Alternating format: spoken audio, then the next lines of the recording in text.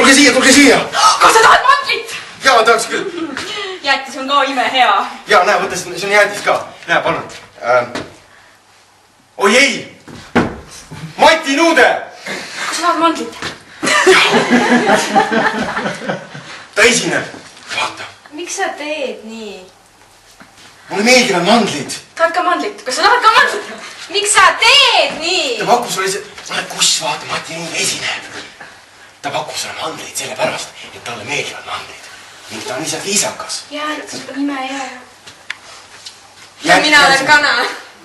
Minu meelest on jäätis päris hea. Ei pea siukseid nagu imelikke võrdlusi tooma.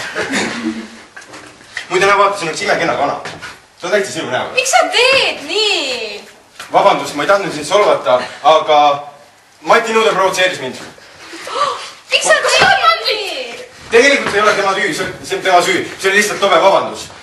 Ma tahtsin sulle väita, et tema muusikalained mõjutavad minu mõttelaineid ning siis ma muutun ebaviisakaks. Tegelikult tema ei tea midagi. Kas ma ajan liiga kergelt juttu? Kusjuures on hea. Läks jäätist sööma. Tulge kaasa. Ai! See on terav. Kas sa tahad mandlit? Miks sa teed nii? Ta... Miks sa teed nii? Võtame ta kinni!